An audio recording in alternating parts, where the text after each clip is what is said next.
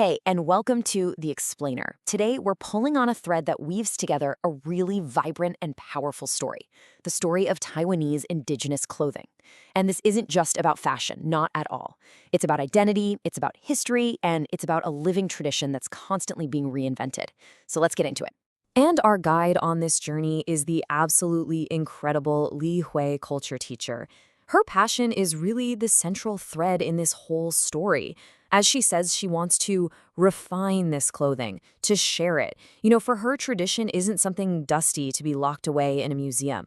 It's a living, breathing art form that deserves to be seen by the world. So first, let's talk about Li Hui's incredible 50-year mission.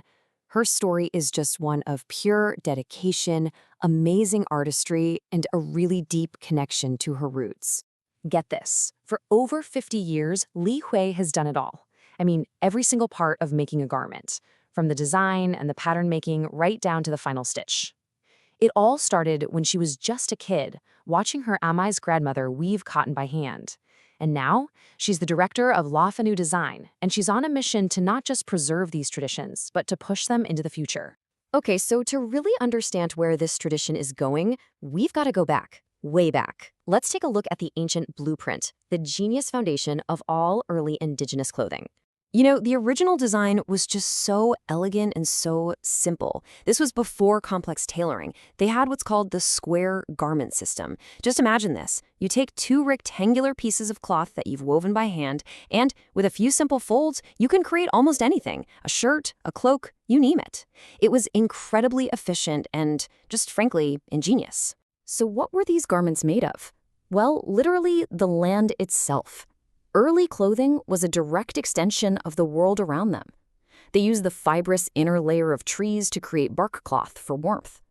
Deerskin was another essential material skillfully prepared. This wasn't just about using what was available. It was about having this deep, tangible connection to their home.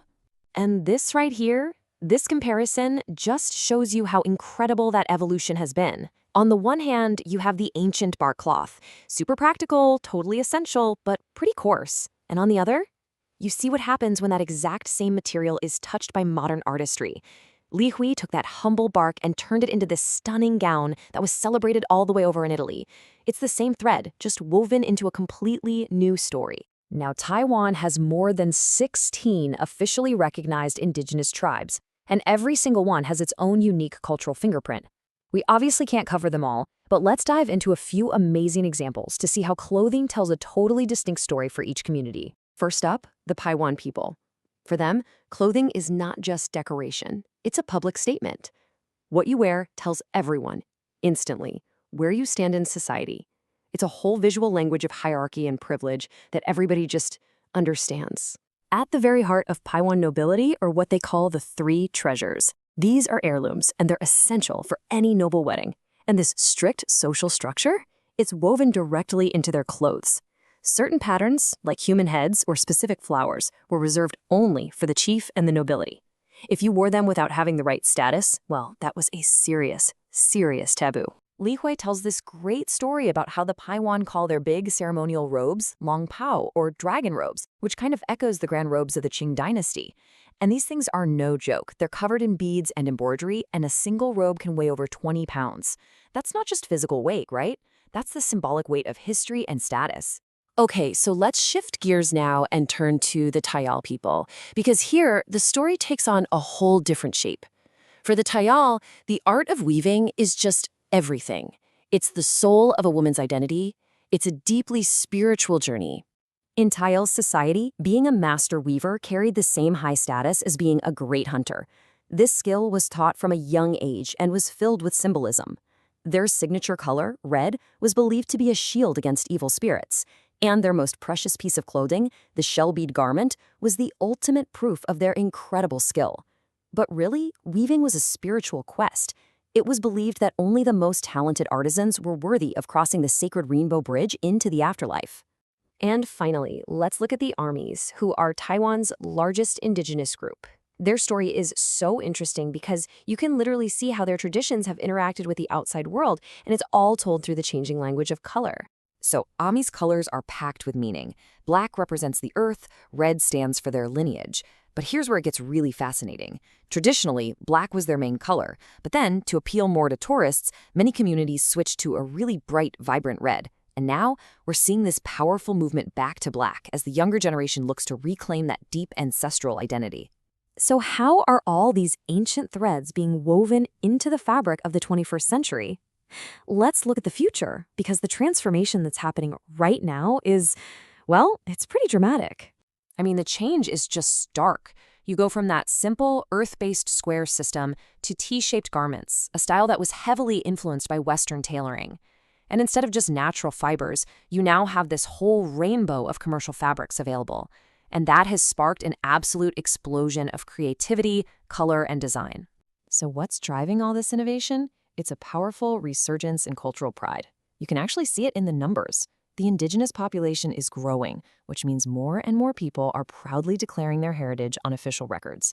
And that renewed pride creates this real desire to wear, to celebrate, and to reimagine their traditional clothing for a whole new generation.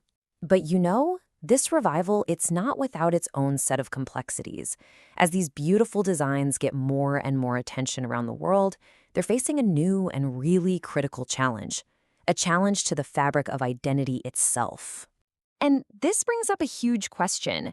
How do you share a culture without it being exploited? The key is finding that really delicate balance. You want to promote this living art form, but you also have to fiercely protect its intellectual property. And that's a conversation that is happening right now, in real time, across indigenous communities. And look, this isn't just a theoretical debate. This is real life. Take the recent controversy with the Tao people. A designer who wasn't part of the tribe used the sacred pattern of the Tao plank boat in a commercial fashion line. The Tao community saw this and protested, saying, hey, that's ours. That's a protected cultural asset. And that single incident sparked a nationwide conversation about the urgent need for clear rules to make sure that cultural celebration doesn't cross the line into cultural appropriation. Which really brings us full circle, right back to our guide, Li Hui. Her words just perfectly capture what this is all about. It's not just about making something that looks good. As she says, the craftsmanship has to be exquisite, it has to be strong, but the most important thing, it has to be made with heart, with intention, and with respect. So, from a simple piece of bark cloth to a gown on an international stage, this has been a story of incredible resilience and constant creation. That thread of tradition just keeps on being woven, connecting a deep, rich past to an ever-changing future. And it leaves us with one final thought to ponder. What story will the next thread tell? Thanks for watching.